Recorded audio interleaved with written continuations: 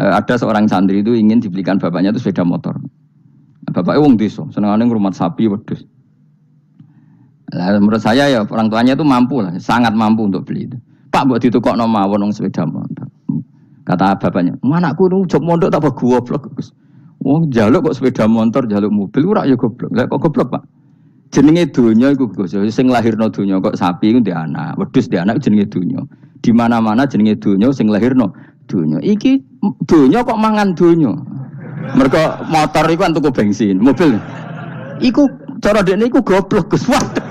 Batin berarti kabeh kiai goblok perkarane tuku donya sing ngentekno donya. Cara dekne donya iku sing lahirno donya. Batin kok pinter iki batin. Untungnya saya ini ulama ya, ahli tafsir ya malu. Sebenarnya kalah itu ya malu. Tapi saya sebagai orang objektif fair, itu teori benar apa? Jadi donya itu ya sing lahirno donya. Donya kok mangan donya itu goblok. Untungnya dia dengan saya itu jaraknya 5 kilo 7 kilo karena tidur. Lala dia diterkon sepeda motor, aku tetap mau kalah. Pak, nanti jalan kaki saja. Karena kalau pakai motor ini kegoblokan kata saya. Terus mendingan nih, loh Gus mau kalah tadi.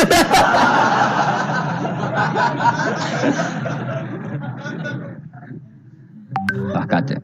Singkat cerita dia bersikeras, nggak mau beliin sepeda motor anaknya karena di mana-mana dunia gue sing lahirno dunia, nggak boleh dunia kok mangan. Ini satu kegoblokan yang agak ilmiah tadi. Jadi di antara mukjizat Quran itu kamalul bayinah. Kalau memberi penjelasan itu sempurna. Sehingga ulama mengatakan imanul muqallid, imannya orang-orang yang asal ikut kiai, asal ikut guru, asal ikut buku, itu mukhtalaf alaih. Bahkan saya sendiri cenderung mengatakan iman itu tidak diterima. Karena manusia dibekali akal, inginnya Allah itu dengan akal itu dia punya kepermanenan iman, apa? Punya kepermanenan apa? Iman, dan dengan itu dia imannya mujma' alaih, mesti diterima oleh Allah Subhanahu wa ta'ala. Karena binnadzari shahih, dengan logika yang benar. Dan logika yang benar itu gampang sekali. Beberapa ulama tentu tahu sekali, bukan sekedar tahu sekali karena itu diajarkan Allah dan Rasul. Misalnya begini, kata Allah, saya kalau baca ayat-ayat ini itu sering nangis karena Allah yang Tuhan itu sebenarnya tidak butuh kita. Saya ulang lagi, Allah yang Tuhan itu tidak butuh kita, juga tidak butuh iman kita. Tapi Allah ingin hambanya itu berakal ya, karena agama itu liqaumi yaqilun, sehingga berpikirnya benar. Misalnya gini kata Allah, enggak apa-apa kamu menuhankan selain saya itu enggak apa-apa kata Allah. Enggak apa-apa Yesus kamu katakan Tuhan enggak apa-apa, kamu katakan batu Tuhan enggak apa-apa. Tapi tolong prosedur atau persyaratan menjadi Tuhan itu kamu lengkapi, yaitu punya prestasi menciptakan langit dan bumi. Kalau tidak semua surun semen kata Allah, sementing urun. Gitu. Jadi sebetulnya itu kan rasional. Misalnya enggak apa-apa kamu merasa jadi presiden atau gubernur atau jadi wali atau jadi apa, yang penting prosedurnya dipenuhi.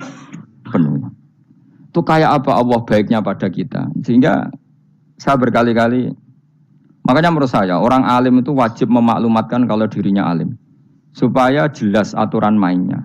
Yang dilarang Allah itu kan memaklumatkan alim kemudian ingin hadun nafsi, ingin salami template, dicucuk, dihormati, itu kriminal. Itu orang alim gendeng, sudah gendeng sekali. Karena khasnya orang alim itu tentu cari ridhonya Allah, bukan ridhol khalqi, bukan ridhonya apa? Makhluk. Makhluk itu lah ada siapa-siapa. Dan kita harus baku seperti itu. Kenapa kalau orang alim enggak memaklumatkan kealimannya itu dikatakan salah? Karena fungsi orang alim adalah membawa bayinat, membawa ayat-ayat Allah, bukan kepentingan apa? Pribadi. Makanya Rasulullah nanti duka ngendikan idza zuharatil fitanu wal bid'u falyudhiril alim ilmahu wa illa fa'alaihi la'natullah wal malaikati wan nasi ajmain. Jika zaman akhir banyak bid'ah, banyak kebodohan, maka orang alim wajib menampakkan kealimannya. Jika tidak, maka dia mal'un, dilaknati langit dan bumi. Karena sebetulnya logika tentang Tuhan itu gampang sekali. Saya ulang lagi ya. Saya punya sekian contoh betapa tauhid itu mudah. Jadi kalau ada orang bilang ikhlas itu angel, Gus. Ya dia sendiri goblok karena nggak tahu logika apa. Ikhlas itu justru gampang. Misalnya kamu ngamal demi manusia, manusia itu umurnya hanya berapa coba? Kan pasti mati. Lalu kalau dia mati tidak berkutik. Bagaimana Anda bersandar sama seseorang yang mati dan tidak berkutik? Sama-sama bersandar sama zat sing al-hayyul qayyum, sama zat yang abadi. Kamu latih terus akal kamu. Misalnya saya punya jamaah banyak. Mereka itu kan enggak jelas surganya. Kok harap-harap syafaate piye? Supaya jamaahku mlebu neraka kabeh. Kan enggak mungkin nyafaati saya. Atau mereka mlebu swarga kabeh, wis do sibuk kelon mbek widadari. Mungkin ya ndak ngurusi saya. Jadi dua kemungkinan itu sama-sama ndak ngurusi saya. Mlebu neraka ya rasa nyafaati, nek mlebu swarga do sibuk napa? Ngeloni widadari karena trauma di bocah elek, melarat macam-macam. Sehingga kiainya saja wis ora takok Gus Bandeng iki wis ora takok. Wis ribet dhewe no. Nah, tentu saya juga sibuk sowan pangeran sudah itu makom saya sudah sibuk sowan pangeran. Kowe pesta seks sing kula sowan pangeran. Wa swargame ayate pokoke inna ansa'na gunna napa? Insya'a faja'alna gunna. Apa karo bar kelon dadi perawan neh berarti keloni serepot. Kula insyaallah melok daftar sing fa'ama in kana minal muqarrabin farauhu warihan. Jadi surganya muqarrabin itu enggak ada sifatnya. Di situ enggak dibakas bidadari makan-makan enggak, tapi farauhu warihan. Satu surga yang sifatnya rohani. Karena enggak bisa disifati. Tapi saya daftar di situ ya hanya beberapa jam. Baru itu gabung kon. Sawangane kok taruh rasane wong ayu juga keberatan. Ya tapi saya tentu punya dua kelas, supaya punya kartu premium dan ekonomi. Saya ndak tertarik lah daftar yang premium dok nanti repot apa. Saya itu sering nangis kalau baca ayat seperti ini. Bagaimana Allah yang Tuhan kemudian ndak butuh apa-apa, tapi Allah saking baiknya itu membuat tatanan logika kita. Saya ndak akan bosan-bosan sampai sowan Allah.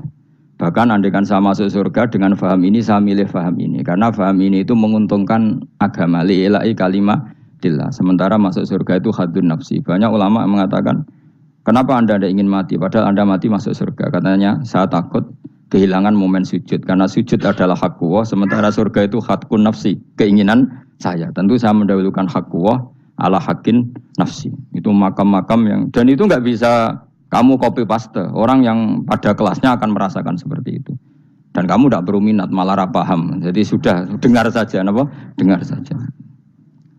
Begini misalnya, saya berkali-kali bilang, kenapa ulama dulu, saya ini kan di Sarang juga ngajar tauhid, dulu saya ngajar kubrul yakiniyat, di beberapa madrasah, termasuk di Sidogiri saya juga ngajar tauhid. Di sini saya ngajar tafsir, tapi yang saya titikkan juga tauhid. Begini, saya hidup di dunia ini terutama saya memang ingin menerangkan tauhid sebagaimana Allah menerangkan. Begini ya.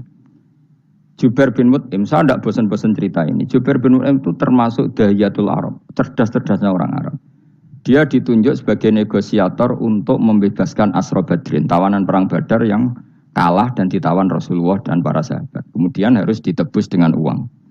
Oke, disepakati terus. Singkat cerita Jubair bin Mut'im itu datang ke Madinah. Dulu karena tidak ada hotel, tidak ada penginapan, ya memang nginapnya orang musyrik itu di masjid. Ya sehingga itu lazim saja. Kamu tidak usah jadi liberal kemudian bilang musyrik boleh di masjid, ya tidak perlu seperti itu. Kamu juga tidak perlu goblok mengatakan nggak ada ceritanya orang musyrik ngidam di masjid karena ya ada tarikhnya seperti itu. Jadi tidak perlu goblok, ya tidak perlu liberal. Paham ya? Kalau kamu bilang wah, nangono wong musyrik oleh nginep di masjid, kamu liberal. Padahal konteksnya dulu memang nggak ada hotel. Tapi kalau bilang nggak sama sekali juga goblok karena sejarahnya pernah ada. Milih nanti goblok apa liberal? Apa milih jelas? Nggak milih aja, ngaco aja. 01 apa 02 apa 00? Milih mana? Goblok, liberal, nggak milih. Nah, ketika Jubair bin Mut'im itu datang, delalah Nabi itu sholat maghrib ngimami. Nabi baca surat Wattur wa kitabim mastur fi rabbim mansur wal baitil ma'mur. Kemudian di pertengahan surat At-Tur itu kan ada ayat yang menurut saya itu sangat bagus. Sehingga di kamar saya, di rumah saya itu tak figur ayat itu. Bahwa kita harus dilatih berpikir. Kata Allah memulai argumentasinya, am khuliqu min ghairi syai'in. Apakah kejadian alam raya ini seisinya tentu diciptakan tanpa sebab.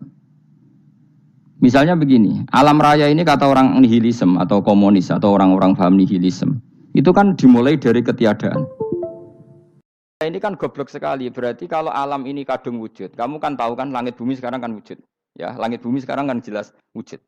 Berarti logikanya adalah al-adamu yakhluqu makhlukon. Sesuatu yang enggak ada menciptakan sesuatu yang itu kan aneh. Di mana-mana al-adam ketiadaan itu tidak mungkin yakhluqu syai'an atau yu'athiru syai'an. Ketiadaan itu tidak mungkin mengefekti sesuatu yang ada. Wong kamu sebut tidak ada itu berarti tidak mungkin bisa berbuat apa karena namanya tidak ada. Sekarang alam raya ini dimulai dari ketiadaan. Terus kamu simpulkan sesuatu yang enggak ada menciptakan yang ada. Itu gendeng apa enggak? Wih gendeng sarap ini. Orang usah dipatahin wong gendeng Barno yang mau mati dewi. Jadi makanya Quran menanyakan mereka, am khuliqu min ghairi syai'in. Apa alam yang kadung wujud ini kemudian disebabkan oleh sesuatu yang tidak ada. Lalu kalau sesuatu yang ada pasti diwujudkan oleh yang ada. Nah, karena yang ada ini pencipta harus berstatus super. Nah, super ini oleh ulama disebut wajibil wujud. Maka Allah bersifat super, wujud yang paling prima, yang kausa prima. Karena pencipta tentu kelasnya harus di atas yang diciptakan. Makanya disebut ulama dulu nyebut Allah itu apa? Wajibil wujud. Karena pencipta tentu lebih dahulu, maka harus disifati awal atau qadim, apa? Awal atau qadim. Kayak apa Allah mendidik kita? Am khuliqu min ghairi syai'in. Terus Allah bilang gini, ya gak apa-apa, yang menciptakan gak saya, gak apa-apa kata Allah. Tapi amhumul khaliqun, kamu saja yang menciptakan, gak apa-apa. Tapi syaratnya kalian juga harus merasa pernah ikut menciptakan langit bumi. Am khalaqus samawati wal ardh. Jadi, enggak apa-apa kamu merasa Tuhan, enggak apa-apa. Yang penting kamu merasa ikut nembok langit, ikut ngecor apa? Langit. Ya pokoknya ikut bikin. Terus kata Allah, bala yukinun. Kamu tak suruh merasa menciptakan langit bumi, kamu juga enggak merasa iya. Memang ya mereka merasa enggak kan? Akhirnya Jubair bin Mut'im saking enggak kuatnya. Am khalaqus samawati wal ardh balla yuqinun amin dahum khuzun. Sama Allah dibombardir seperti itu. Dia datangi Rasulullah, ya Muhammad, logika itu tidak meninggalkan akal saya. Matarok tali akli nasian. Akal saya habis Muhammad. Saya iman saja. Saya tidak cukup punya logika untuk melawan argumentasi ayat yang kamu baca. Saya iman saja. Terus iman. Makanya kalau ada logika nihilisme bahwa sebelum alam ini adalah ketiadaan, lalu pertanyaannya bagaimana mungkin ketiadaan menciptakan yang ada? Di mana-mana ketiadaan itu la yu'atsiru syai'an wa la yakhluqu syai'an. Jenenge wae tiada. Tiada itu ya enggak ada fungsinya, ya enggak ada efeknya, enggak ada prestasinya. Ya pokoknya namanya enggak ada ya enggak ada. Nah, ini penting saya utarakan. Terus di sini Allah mengulang lagi, enggak apa-apa yang lainnya kamu katakan Tuhan jadi mitra saya enggak apa-apa.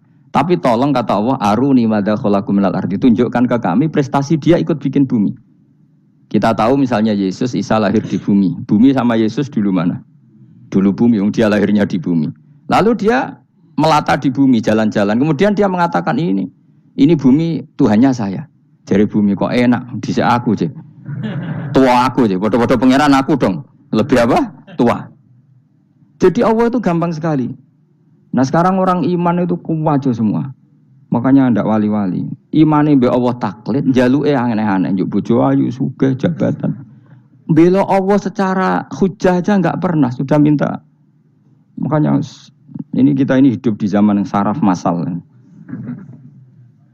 Lho kula nu njaluk pangeran akeh-akeh kuwi, coba kamu bela Tuhan tuh pernah bela apa? Bela Tuhan tuh gampang dengan argumentasi al-hujjah yang supaya agama ini tamkin fil ard, benar-benar mapan dalam logika. Yaitu tadi di mana-mana yang namanya sebab itu amrun wujudiyun, di mana-mana sebab itu sesuatunya harus wujud. Paling tidak kita sudah menolak nihilisme. Apa? Nah, nihilisme. Lah wujud karena wujud awal harus berstatus prima. Lah prima itu dalam bahasa ulama disebut wajibil wujud. Makanya ulama dulu ngelatih kita itu pertama Allah itu siapa? Zat sing wajibil wujud. Itu satu filosofi yang luar biasa. Nah, kemudian setelah itu ada setan-setan kecil yang nganggur, yang iseng. Nah itu nggak usah kamu perhatikan. Tinggal delok TV, ngopi, terus tinggal nyate kelata. Enggak setan pingsan dewe. Sokor-sokor stres dewe. Dugaan saya setan saya gue pingsan, kurang gizi. Karena memang setelah itu setan goda gini. Lalu sebelum Allah jangan-jangan ada wujud yang lain. Lalu Allah sendiri awal mulanya gimana? Kata Nabi, jika ada pertanyaan seperti itu kamu harus berhenti. Tinggal delok TV atau tinggal delok dangdutan. Ya kalau kepeksa ora apa-apa, kelasem ae. Saya tidak menghalalkan tapi kan sudah kamu lakukan. Karena itu lebih baik ketimbang pertanyaan filsafat. Banyak orang yang dulu sholat ketika sekolah filsafat tidak sholat. Alasannya sampai menemukan jati diri itu Tuhan. Dan itu bahaya sekali karena Nabi berkali-kali bilang kamu jangan mikir tentang Allah pasti rusak. Orang kok mungkin rusak dari Nabi pasti rusak. Nah cara menghentikan gimana? Karena setan ini makhluk, akal-akalannya gampang. Tadi tak warai, saya sebagai ulama atau sebagai manusia atau sebagai orang awam atau sebagai siapa saja, kadang ada pertanyaan seperti itu. Tak tinggal anggeling dharma, kan pusing setan. Ini kan ngenteni. Weh, ngenteni bar lo anggeling dharma. Bariku aku lesu mangan mie. Bar mangan mie waret turu. Kan dia ngenteni terus mau bikin was-was lagi. Ternyata saya sibuk kan enggak bisa masuk deh. Bangun tidur aku selali pertanyaan tadi. Dinteni. Nah, dia masuk lagi aku sibuk ngajak anak jalan-jalan. Jadi saya kalau jalan-jalan di pasar itu wis enteni santai wae. Itu memang resep dari Rasulullah. Jangan sampai orang terjebak filsafat yang sampai menanyakan eksistensi Tuhan. Dan dia tidak mau iman, tidak mau sholat, tidak mau puasa sampai menemukan Tuhan itu siapa. Itu jelas minas syaitonir rajim, itu perilaku setan. Makanya Rasulullah setiap ditanya sahabat gitu itu Nabi guyu-guyu. Dan guyunya Nabi itu kata Nabi, baguslah kalau kamu takut Tuhan kalah kata Nabi. Nabi gojok gitu. Maka ada ulama yang punya seni berargumentasi yaitu Imam Ghazali. Jika setan tanya kamu lalu sebelum Allah jangan-jangan ada wujud yang sebelum Allah. Kata Imam Ghazali, ya itu saja yang Tuhan, yang Allah ini enggak jadi Tuhan. Ya berarti wujud sebelum Allah itu yang benar-benar Allah. Kalau kamu bayangkan lagi, jangan-jangan sebelum itu ada wujud lagi. Ya itu saja yang benar-benar Allah. Sehingga tetap Allah itu menang terus. Paham ya? Yang jelas jangan sampai didahului Adam. Karena kalau didahului Adam lebih ngeri lagi. Karena sesuatu yang enggak ada menciptakan yang ada. Itu lebih buruk lagi menurut akal. Menurut apa akal? Nah daripada kamu nggak salim Imam Ghazali, tinggal saja ndelok. Tadi ndelok sinetron. Itu yang lucu-lucu aja. Tidak sing lucu-lucu. Ndelok apa mencari Tuhan. Pokoknya sing aneh-aneh, sing goblok-goblok, sing lucu-lucu, sing perane wong apa? Lha saya sering diproses saya. Gus salim jenengan kok sering ndelok sinetron sing ana dialog wong goblok-goblok. Wong goblok ku menarik cara kula. Apa ya? Cara pandang itu di luar dugaan saya karena kula berkali-kali lho kalah wong goblok. Jadi makanya ini tak cerita nih beberapa kali yang jari Gus Wak cerdas berkali-kali kalah wong goblok. Ada seorang santri itu ingin dibelikan bapaknya itu sepeda motor. Bapaknya wong desa, senengane ngrumat sapi wedhus.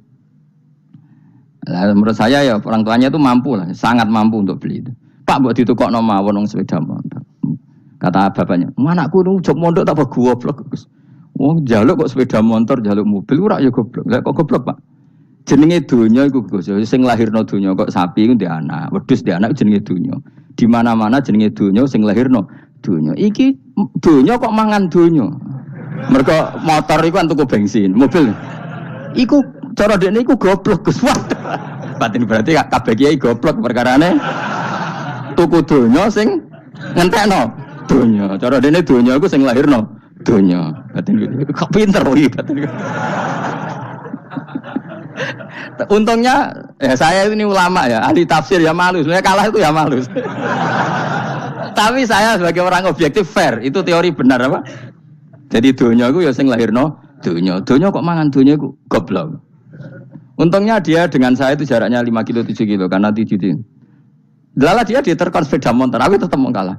Pak, nanti jalan kaki saja. Karena kalau pakai motor ini kegoblokan kata saya. Terus mendingan nih, loh Gus mau kalah tadi.